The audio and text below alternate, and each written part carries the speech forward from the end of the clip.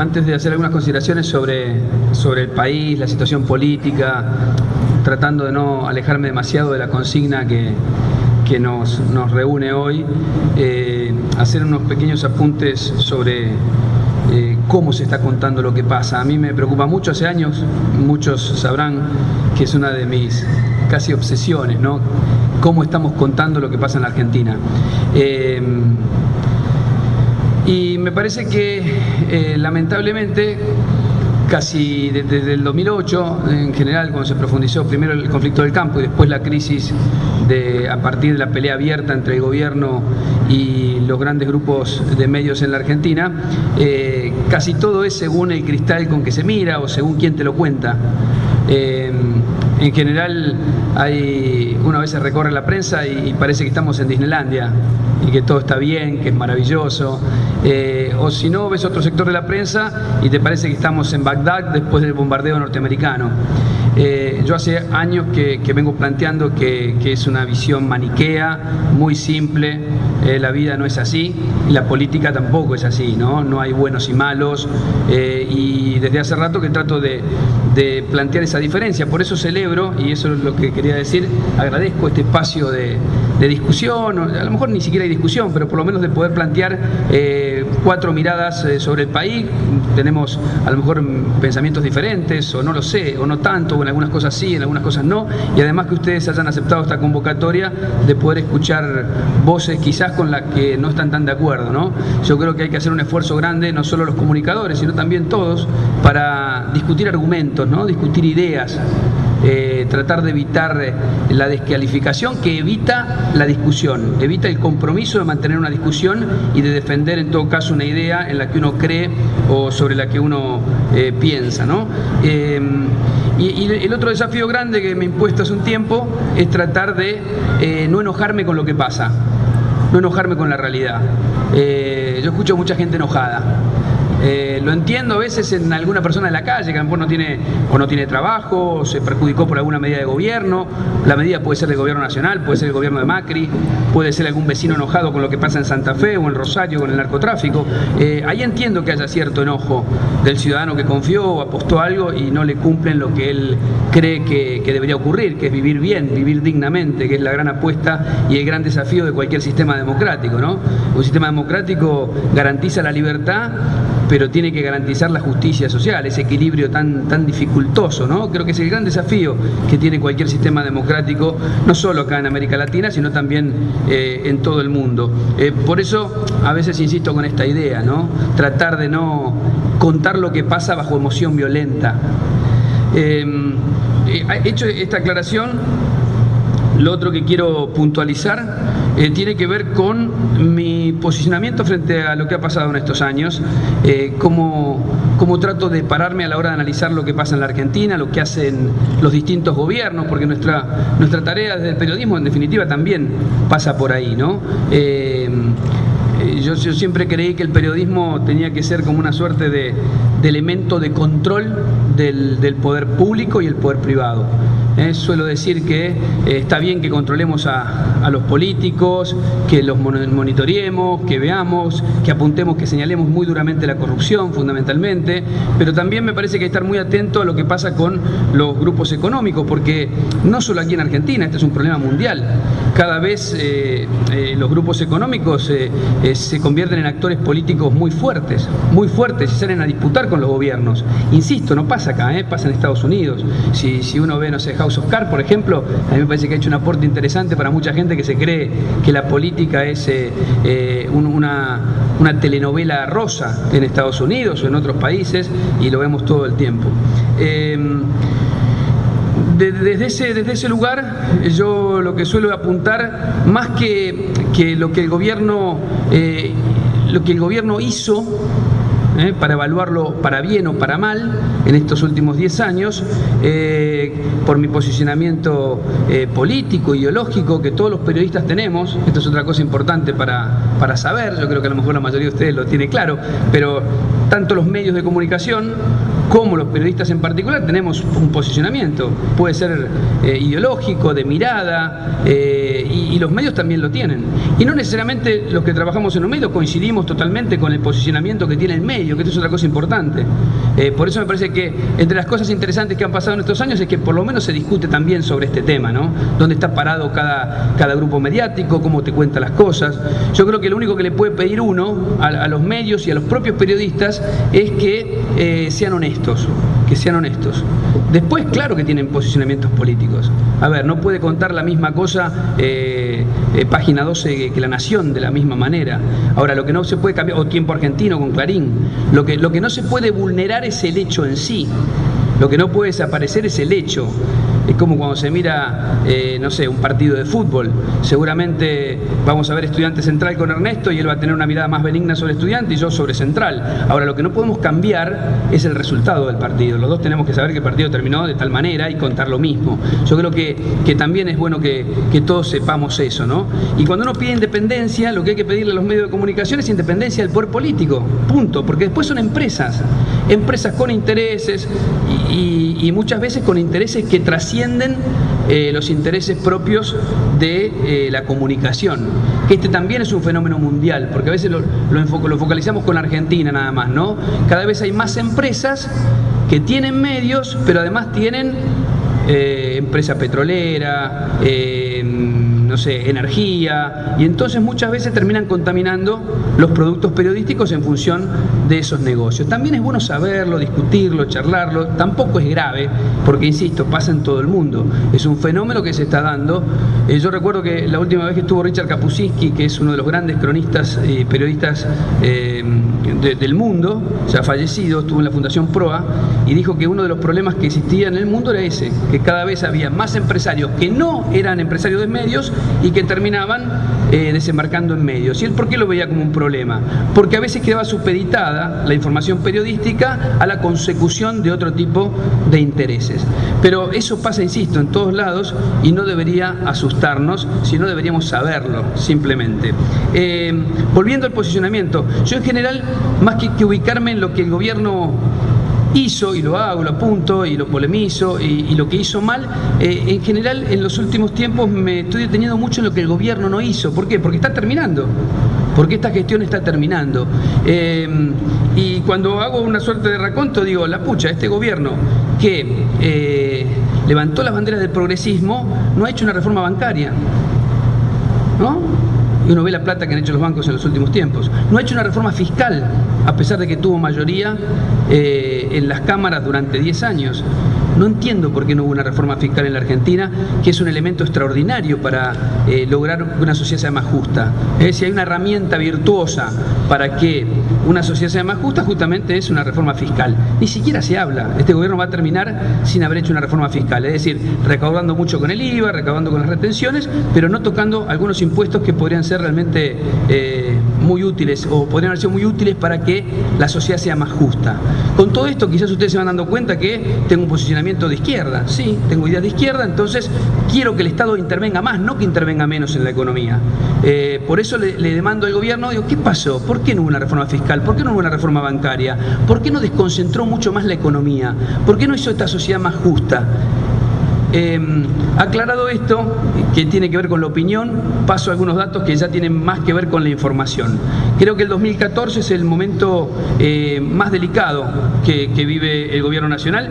Coincido en algunos aspectos con lo que decía Brienza, ¿no? Es un momento donde se cruza una crisis económica importante con una crisis de índole política. Cuando digo crisis económica, bueno, hemos vivido un proceso de devaluación, hemos vivido un ataque fuerte contra el gobierno de algunos sectores especulativos. En enero, no sé qué les pasó a ustedes, cómo lo vivieron, pero realmente hubo un momento que uno hasta dudaba si el gobierno resistía el embate que terminó con la devaluación. Por aquellos momentos me empecé a enterar esto de que el Papa Francisco decía cuiden a Cristina, y en realidad no creo que haya una simpatía muy especial de Francisco con Cristina. Yo creo que Francisco lo haría con cualquier dirigente político que en ese momento estuviese en la Casa de Gobierno, porque parecía que se llevaban puesto al gobierno. Y me parece que este es un dato a tener en cuenta. O sea, el gobierno ha cometido una cantidad de errores muy importantes. Ahora, está claro que hay sectores que apuestan a que esto se vaya al demonio. Y me parece que, por lo menos, los ciudadanos debemos saberlo, que hay sectores que apuestan a eso, ¿no? O apuestan a sacar ventajas. Son los que se favorecieron, por ejemplo, con la devaluación, la última devaluación que tuvo que hacer el gobierno, a pesar de que había insistido en no hacerla. Y después la crisis política. Es un gobierno que viene de una derrota fuerte en la provincia de Buenos Aires, sobre todo, ¿no? Apoyándome otra vez en lo que decía Brienza, el aparato del peronismo en la provincia de Buenos Aires, más el aparato sindical, han sido casi los elementos de apoyo más importantes, no de este gobierno, del peronismo en general, y de este gobierno también. Y fíjense que en los dos frentes está con problemas. Uno por la derrota, la aparición de Massa, la primera vez que aparece un dirigente político con cierta perspectiva de disputar poder en ese territorio. Y paralelamente el gobierno no tiene un candidato, o el kirchnerismo, como quieran llamarlo, que pueda realmente hacerle sombra, porque está Scioli, claro. Ahora, si uno habla con muchos kirchneristas, siguen sin comprar al Scioli llave en mano, que parece ser hasta ahora la única opción, y aunque falta mucho, para poder darle alguna continuidad a este proyecto político, por lo menos garantizando la presencia de legisladores del Frente para la Victoria. Bueno, a ese cruce de debilidad manifiesta, la presidenta no tiene reelección, no hay un candidato fuerte, no hay un delfín fuerte, todo eso se suma, como les decía, la crisis económica, ¿no? Con algunos datos de recesión, con la inflación, con uno de los más grandes errores que ha cometido el gobierno, a mi modo de ver. Yo suelo apuntar las cosas que están bien, las cosas que están mal, ¿no? Para mí no hubo generación de empleo como se generaron en estos 10 años, pero después en economía hubo, uno puede tranquilamente, a mi juicio, apuntar como positivo la reestructuración de la deuda, la generación de puestos de trabajo, el cambio de paradigma hacia un modelo productivo. Ahora, no se puede omitir la pésima política energética o la manipulación del INDEC. Es más, creo que en cuanto al INDEC, ahora corregido por el gobierno, creo que si no es el principal error cometido por el kirchnerismo, estoy ahí. ¿Por qué? Porque puso en duda toda la palabra oficial. Puso en duda todo el discurso oficial. O sea, si me mienten acá, ¿por qué no me pueden mentir en otro lado? O sea que fue muy gravoso. Todavía al gobierno le está costando reacomodarse con este tema. Crisis política, crisis económica, entonces, con estos movimientos, además de sectores concentrados que van a por todo, que van hasta a por las cosas que el gobierno ha hecho bien, en cuanto a seguridad social, en cuanto a cobertura de los sectores más desprotegidos, en cuanto a reestructuración de la deuda, en cuanto incluso ahora, ¿no? La expropiación del 51% de las acciones de YPF, después, insisto, de una política sinuosa, errática y equivocada en materia energética, o lo de los trenes ahora, después de 10 años de no hacer absolutamente nada, o repetir el modelo de los 90. Finalmente, en ese marco, en ese esquema, el gobierno afronta este año, que es un año, insisto, difícil, y después un año electoral en una situación donde el peronismo va a tener varios candidatos, o sea, otra vez un peronismo dividido, un escenario muy parecido al del 2003, por lo menos yo lo imagino así a esta hora. Es decir, yo les puedo contar la foto, hoy, 2014, la foto. La foto es que coinciden todas las encuestas, ¿no? Massa y Scioli, ahí algunos dicen más arriba Massa, un poquito más abajo Scioli, hay una encuesta que apareció ahora con un poquito de luz para Scioli, 2 o 3 candidatos del peronismo, probablemente Uribarri, probablemente Randazzo, hay que ver cómo se llega, hay que ver cómo le va a Massa, ¿no? En estos años. Hasta ahora viene acertando con la agenda mediática, con gran recepción también de los medios para algunos de sus planteos. Macri en un tercer lugar, y después aparecen los candidatos de Faunen, varios candidatos de Faunen que entre todos arman una cantidad de votos interesante. Acá habría que hacer un apunte muy breve, ¿no?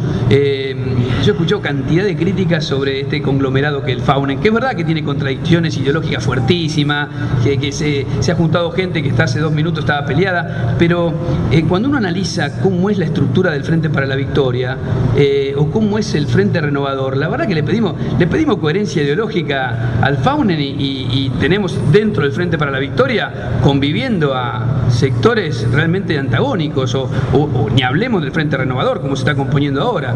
Lo cierto es que parece como que el único que tiene disparidad ideológica es este sector. En realidad hay una crisis profunda en los partidos políticos, todavía subsiste eso, y permite que se armen estos conglomerados. Y después aparece Altamira. Pero me parece que ese esquema, y con esto quiero cerrar, es apenas un pantallazo. Yo estuve mirando con mucha atención la encuesta de Poliarquía, que salió hace muy poquito, que hablaba también de esta estructura de temas, pero me sorprendió una de las preguntas que quizás no tuvo mayor amplificación. Además de preguntar por los candidatos, y que daba ese orden, ¿no? Como les dije, Massa, Scioli, después viene Macri, y después los candidatos más o menos empatados, Wiener con Cobos, después más abajo creo que está Carrió, etc. Le preguntan a la gente qué quiere cambiar. El 46% de la gente contesta que votaría a un candidato que cambie algunas cosas y continúe otras.